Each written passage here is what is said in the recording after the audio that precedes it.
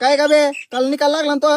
लागला ना तात्या. मग किती मार्क पडले तुला? काही नाही 37 पडलेत. हा बस झाले पोटा पाण्यापुरते आपले. काय हे लय शिक्षण करू नका तुम्ही. शैक्षणिक ज्ञान जास्त घेण्यापेक्षा ना तुम्ही व्यावहारिक ज्ञान जास्त घ्या. कस काय हो? आणि मग अरे काय भाऊ किती जरी शिकला तरी शेवटी तुला 12 घंटे लोकांच्या हाताखाली कामच करावं लागणार आहे. आणि लोकांच्या हाताखाली 12 घंटे काम करून शेवटी तुझ्या हातात काय येणार आहे? केळ. त्याच्यापेक्षा तू चौकात केळाची गाडी टाकन केळ शिक ना बाबा लोकांना. असं म्हणता होय? आणि मग काय आहे ना भाऊ किती जरी शिकला किंवा नाही शिकला तरी सगळा विषय याचा राहतो. कशाचा? डोक्याचा राहतो डोक्याचा. नाही तर काय होतं 90% बी काळी पिशी घेऊन MIDC ते आणि 35% बी काळी पिशी घेऊन MIDC त्याचे दोघं सोबत आहे. आणि गाबे मी तुला सांगतो एक गोष्ट काय माहिती लक्षात ठेवूया तात्याची.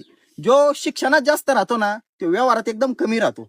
आणि जो शिक्षणात कमी तो व्यवहारात एकदम जास्त राहतो गाबे. तो आता माझं सुधारण घे. मी 10वीच्या वर्गात 3 वेळा बसलो होतो पण शेवटी आज मी स्वतः मालक आहे. हक्काचा मालक आहे. चौकात गाळा आहे आपला. चल जाऊ का मला बी गाळा खोलायचा आहे. काय सा?